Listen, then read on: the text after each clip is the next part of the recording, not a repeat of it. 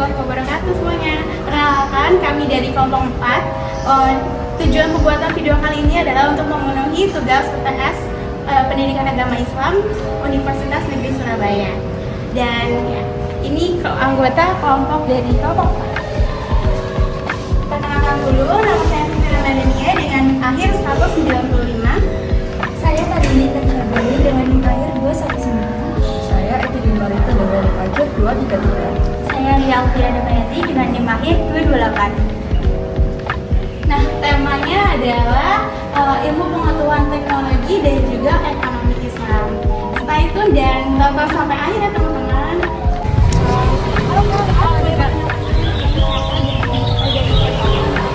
Oh ya, perkenalkan, nama saya Alfira Adaikan dari Program Studi Pendidikan Anak Usia Dini. Boleh izin bertanya dan terakhir terkait sama kakak itu kayak gimana sih konsepnya untuk penerapannya di masa sekarang ini, apakah sudah sesuai dengan ajaran Islam?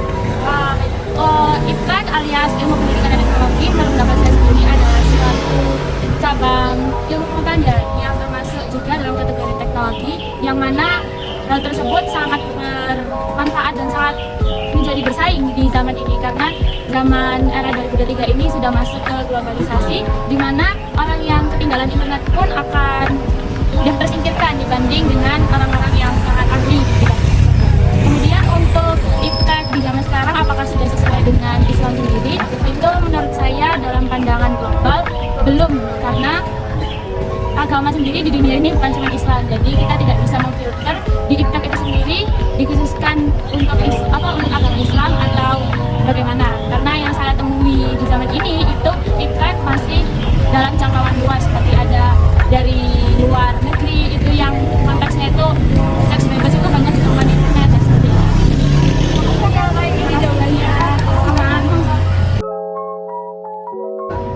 Ekonomi Islam itu kalau menurut saya itu ekonomi sudah mengacu pada syariat Islam atau belajar dengan Al-Quran, sunnah-sunnah, hadis Nabi atau agama. Kalau dalam kehidupan sehari-hari mungkin sudah diterapkan pada bank syariah seperti bank syariah atau teman-temannya seperti itu. Terima kasih ya Kak atas jawabannya. Baik, sama-sama. Penguasaan manusia dapat mengubah eksistensi manusia dari yang semula Abdullah menjadi Kalimatullah. Oleh karena itu, Islam menetapkan bahwa hukum memahami ilmu pengetahuan adalah wajib. Sebagai Abdullah, kita harus beribadah hanya kepada Allah, dan sebagai Kalimatullah, ia harus membangun peradaban yang maju di dunia. Modal dasar agar manusia menjadi Kalimatullah ada 3, yaitu iman, ilmu, dan amal. Tidak mungkin peradaban dibangun di atas kebodohan. Itulah sebabnya menguasai ilmu menjadi wajib bagi setiap manusia. Bangsa yang menguasai IPTEK saja dapat maju di dunia. Apalagi bangsa yang menguasai IPTEK dan beriman dengan benar, tentu akan lebih maju. Seperti kata Ibnu Athaillah yang menyatakan bahwa sesungguhnya Allah memberikan kemajuan materi kepada orang-orang yang Allah cintai dan kepada orang-orang yang tidak dicintainya. Tetapi Allah tidak memberikan iman kecuali kepada orang-orang yang mencintainya.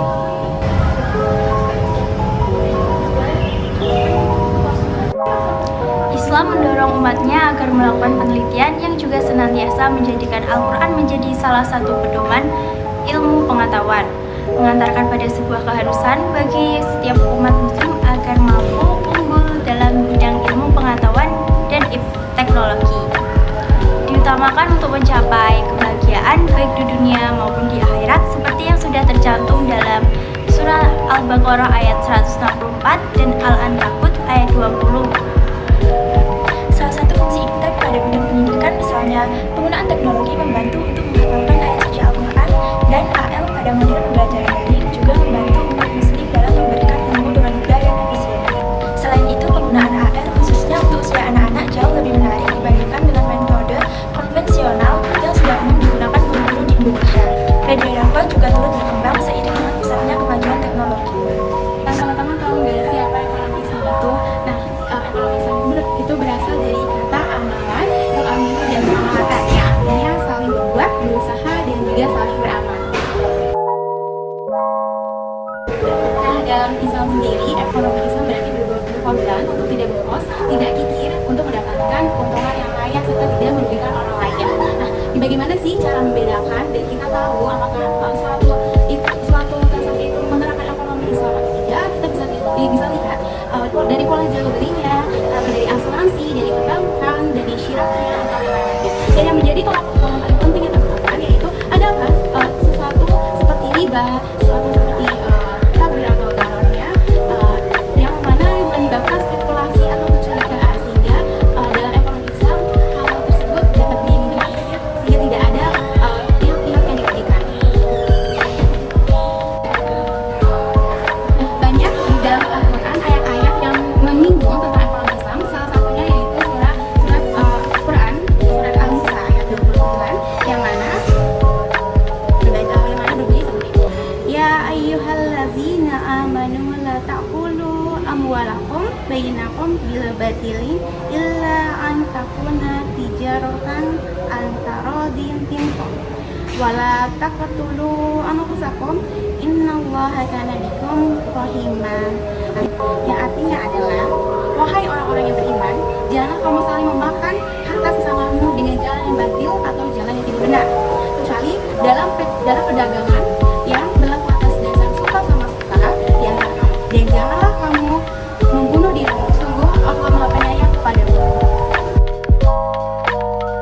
Nah, berdasarkan jurnal Ahmad Syarif Al-Syariah, itu disebutkan bahwa ada 4 perbedaan yang membedakan mana ekonomi konvensional dan juga ekonomi Islam. Nah, teman-teman, saya akan menyebutkan 4 perbedaannya, yaitu yang pertama, ekonomi konvensional itu tidak berikatan dengan norma dan aturan, sehingga memungkinkan para pelaku atau orang di dalamnya mendapatkan kerugian. Sedangkan di ekonomi Islam itu menerapkan transaksi yang jujur, adil dan juga bertanggung jawab, sehingga meminimalisir adanya kerugian yang dapat mengakibatkan hal dampak buruk kepada orang lain. Lalu yang kedua adalah, dalam ekonomi konvensional ini dapat terjadi kelangkaan, sedangkan di ekonomi Islam tidak akan terjadi kelangkaan, karena pada dasarnya Allah sudah menetapkan segala seluruh makhluk di dalam bumi ini dan beserta isinya sesuai dengan ketetapannya dan ukurannya. Hal tersebut disebut juga di dalam Quran surat Az-Zumar ayat 49. Lalu yang ketiga, ekonomi konvensional ini berpijak kepada materialisme dan juga sekularisme, sehingga membedakan antara pemerintah dan juga agama. Sedangkan di ekonomi Islam berdasarkan Quran dan juga Sunnah serta hadis dan juga istimewa para ulama. Lalu yang keempat, ekonomi Islam ini memungkinkan semua orang-orang di dalamnya itu mendapatkan keuntungan yang sama, sedangkan ekonomi konvensional cenderung dapat merugikan salah satu pihak. Nah, teman-teman, makanya kenapa ekonomi Islam ini harus diterapkan sehingga kita dapat membentuk negara yang lebih naik, lebih terlihat eksistensinya, sehingga dapat lebih berwibawa di pandangan negara-negara lain.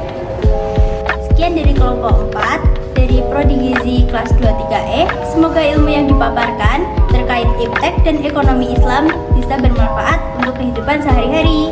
Terima kasih kepada